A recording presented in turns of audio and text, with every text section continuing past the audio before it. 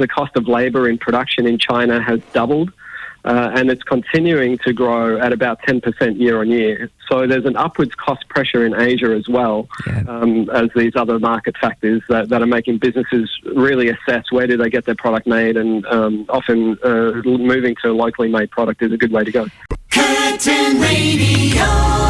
Well, as I mentioned earlier, a recent survey of Australian manufacturers is showing that a whopping 55% of them are planning to bring their manufacturing back from overseas in the next 3 years, and 22% already have been reshoring. We're going to find out about it now from Steve Eagle, who is Director of How to Buy Australian Made. Good news, Steve. Good afternoon to you. Hi, Jenny. Thanks for having me on. Oh, it's always a pleasure, Steve. I tell you what, we thought things were pretty tough having a week here and a week there in isolation, but what about yourself for the last 12 months? Yeah, it's been a real experience, actually, being stuck overseas and not being able to return home. We were on a rolling roster last year of booking flights, but what we found was that every time we booked a flight, we were unable to board. We got cancelled, and at the moment, we've actually suspended that. We're waiting until October this year to see how things shape up. We've been told that in October, things should be a little bit more flexible. Oh, you were stranded in Bangkok for 12 months because your company is a distributor of Australian products internationally. That would have put the brakes on a bit. Yeah, unfortunately, I'm stuck up here. But fortunately, one of my other business partners in the company is stuck in Australia, in Townsville, at our head offices there. Wow. So we're managing. But normally we'd be travelling between most of the Asian countries, also up into China and the US. Obviously, all of that's been ground to a halt. So we're just waiting to see how the governments respond and what the opening plans are. I bet everyone is waiting. Did you actually say you're still up in Bangkok? Yes, I'm still stuck in Thailand. I've been here for a little bit over 12 months now. Oh my goodness! I'll get back to what we're going to mainly talk about, but just tell me what is it? How is it up there? Bangkok at the best of times is a pretty busy place, but are you isolated? What's the situation? So I'm fortunate. We've got offices up here, so we're doing okay. I'm actually about 2 hours outside of Bangkok. We've got a location there that I'm sort of using as my base at the moment. I must say that Thailand's done a fantastic job of containing the COVID-19 pandemic. They've done a great job of putting things like hand sanitizer at all of the shopping malls, and all of the restaurants have temperature checks on the way in and out. And these kind of controls have really helped, I think. We are seeing, though, in this third wave that Thailand's going through right now, that the numbers are a lot higher than what they were last year in the first and second wave. So that's a bit of a concern. But overall, I think Thailand's doing a pretty good job. That is good to hear. What about the vaccination rollout up there?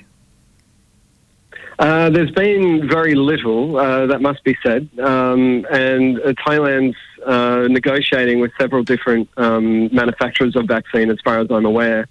They've put on hold AstraZeneca due to the blood clot issue that was surfacing, although statistically, if you look at that, I don't think it's quite as scary as what people are making it out to be.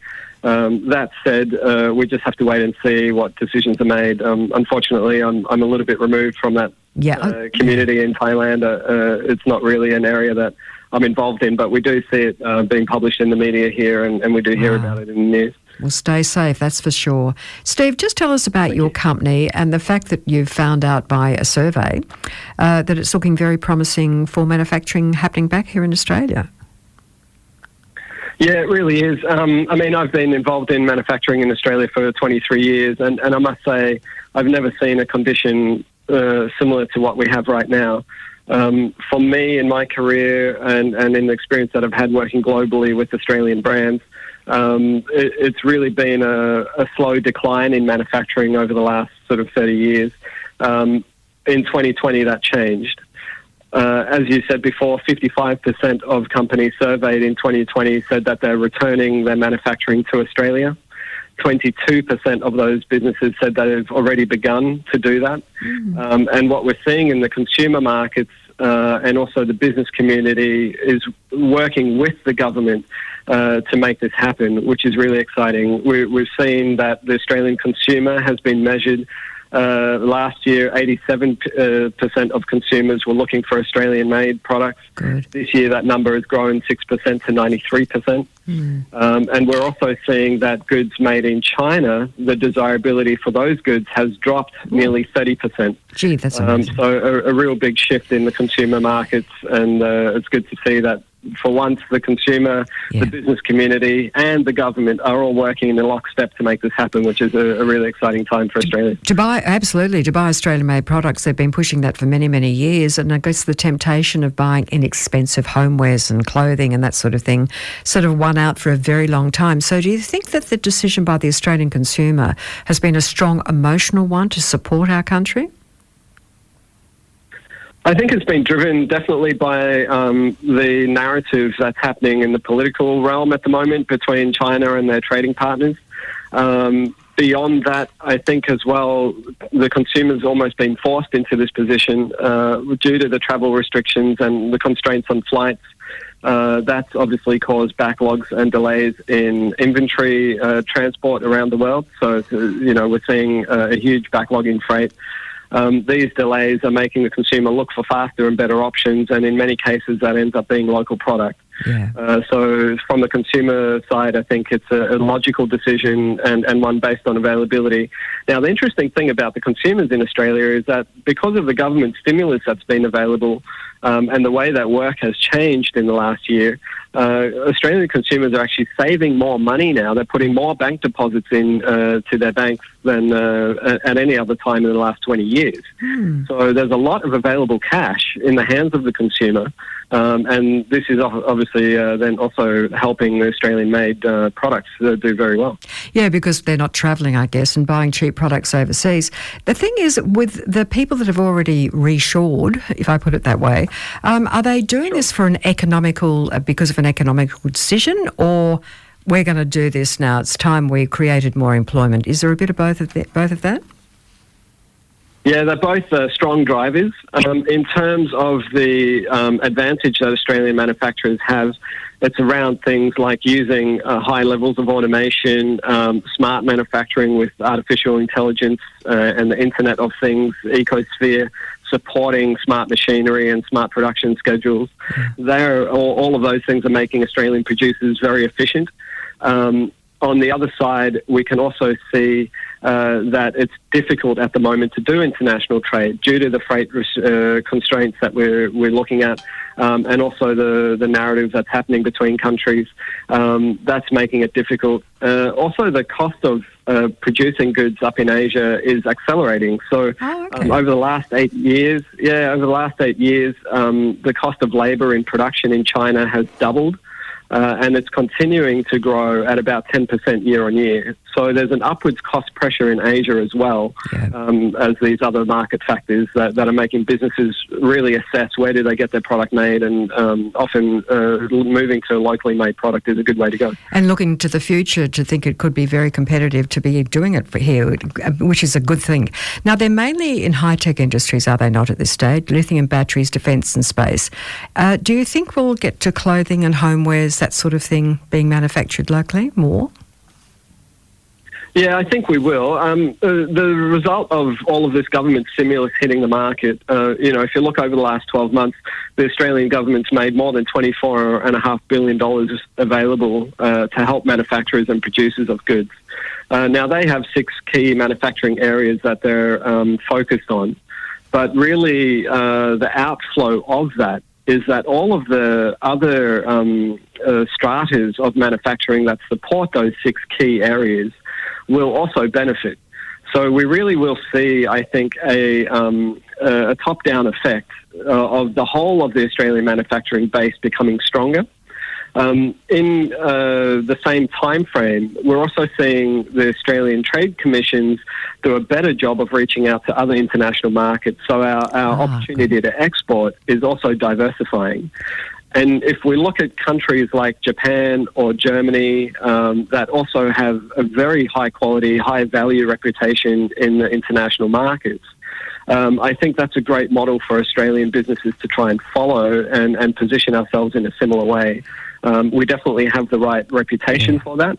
we have the right skill sets for it. And at the moment, there's a vacuum in the international markets from, as Asian products become less attractive, then there's a vacuum for us to fill with high-quality Australian goods. Oh, we're definitely heading that way. And I was just about to ask you about the future export possibilities for Australia, and you've just confirmed that it sounds pretty good. I wouldn't think that our Asian neighbours that have been doing manufacturing for their market here in Australia and elsewhere in the world would be very happy to see this sort of coming together.